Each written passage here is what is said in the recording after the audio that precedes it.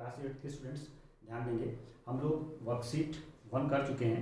Worksheet 2 का कुछ solutions या क्या क्या चीज़ है वर्कशीट 2 में, वो हम लोग यहाँ पे डिस्कस करने जा रहे हैं। इसमें हम 3 चीज़ें डिस्कस करेंगे। एक मिश्रित भिन्न यानी कि मिक्स फ्रैक्शन क्या होता है, दूसरा नंबर लाइन पे मिक्स फ्रैक्शन जो फ्रैक्शंस होते हैं उनको कैसे डिनोट किया जाता है, तीसरा कि अगर 2 फ्रैक्शन दिए हुए हैं तो उनकी कंपेयर कैसे करेंगे। तो ये बेसिकली एक्सरसाइज जो वर्कशीट है वो फ्रैक्शंस पे है, ठीक है, भिन्न संख्याओं पर आधारित है। सबसे पहले मिक्स फ्रैक्शन। तो पहला मिक्स्ड फ्रैक्शन क्या होता है, मिश्रित भिन्न क्या होता है, उसको कैसे सॉल्व करते हैं, ठीक है। फॉर एग्जाम्पल 3:1/2 दिया हुआ है, तो इसको प्रॉपर फॉर्म में लिखना है। आपने क्या करना है, सबसे पहले जो 2 दिया हुआ है उसको ऐसे नीचे उतार देना है। अब ये 2 से 3 मल्टीप्लाई होगा ऐसे, फिर जितना आएगा उसमें ये 1 ऐड हो जाएगा ऐसे, यानी कि 3 × 2 6, 6 + 1/2 यानी कि 7/2 हो जाएगा। सिमिलरली 2:1/8 को अगर हम लोगों ने चेंज करना है तो नीचे तो 2 रहेगा, ठीक, तो 2 से 8 को मल्टीप्लाई करना है प्लस ये 1 इस पर ऐड हो जाएगा, तो ये 16 + 1/2 यानी कि 17/2 हो जाएगा।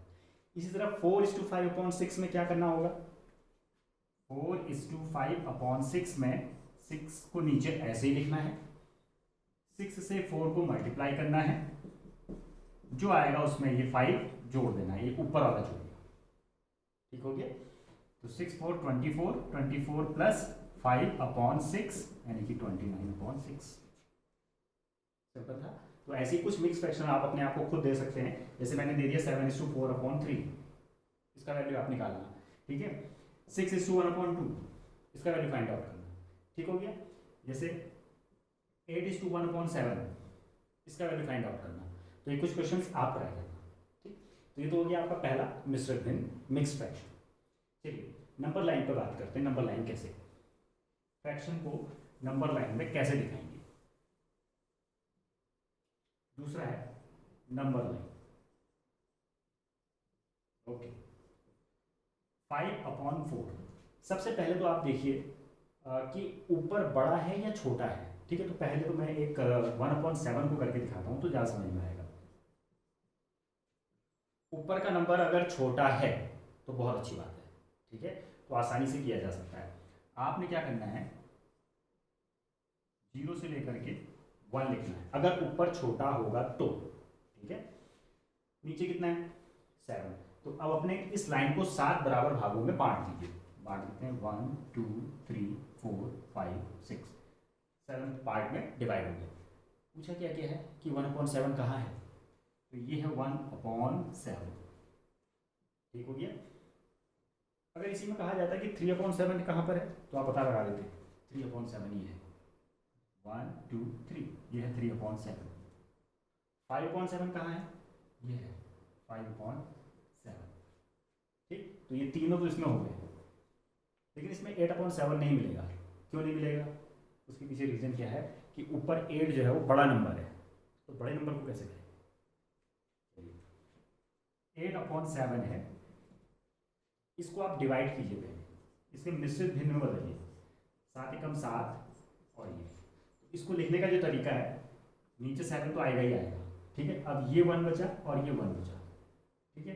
इसको 1:1/7 इस तरीके से लिखेंगे। ये 1 यहाँ पे आ गया, ये 1 वहाँ पे चले गया, ठीक।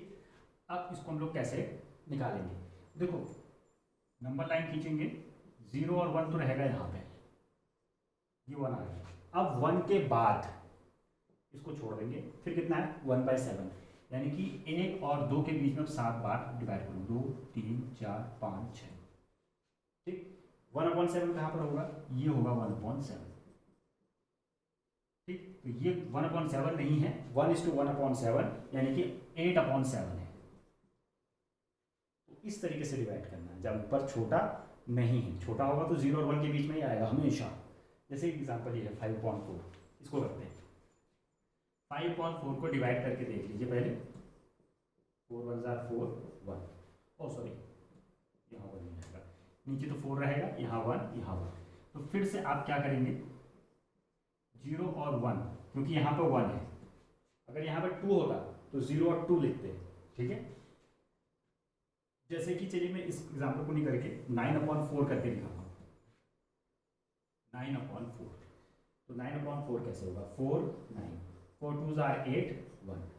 इसको लिखने का तरीका 4 तो नीचे आएगा ही आएगा, 2 यहाँ पर आएगा, 1 यहाँ पे आएगा। अब इसको कैसे बदलेंगे, ठीक है। तो ये कितना नंबर है, 2। तो 0 से लेकर के 2 तक तो आप ऐसी खींचोगे लाइन, 0 से लेकर के 2। अब 3 तक आगे बढ़ाओ, ठीक हो गया। अब 1/4 उसमें बनाना है। कितने भाग करने हैं 2 और 3 के बीच में, 4 भाग करने हैं, 1 2 3 4, 1 2 3 4। अब कितना है 1/4, तो ये है 1/4। 1/4 नहीं होकर के 2:1/4। तो इस तरीके से नंबर लाइन पे हम लोग रखेंगे चीज़ों को, ठीक है। चलिए अब हम लोग इसको नोट करेंगे। अब लोग देखते हैं कि दो क्वांटिटीज को कैसे, दो फ्रैक्शंस को कैसे कंपेयर किया जाता है, उनकी तुलना कैसे की जाती है कि कौन बड़ा है कौन छोटा है। तुलना ऐसे तो करते हैं। तो पहला पार्ट इसका देखिए 5/6 और 4/5, इन दोनों में बड़ा कौन है, इन दोनों बड़ा कौन है, अंदाजा नहीं आ पाता है इन दोनों बड़ा कौन है। सबसे पहला काम क्या होता है कि नीचे वाली जो चीज़ें होती हैं उनको एक जैसे बनाना होता है। बनाने का तरीका बताता हूँ। यहाँ 5 लिखिए, यहाँ 6 लिखिए, यहाँ 4 लिखिए, 5 लिखिए, यहाँ मल्टीप्लाई कीजिए, यहाँ मल्टीप्लाई कीजिए, मल्टीप्लाई कीजिए, मल्टीप्लाई कीजिए, ठीक हो गया।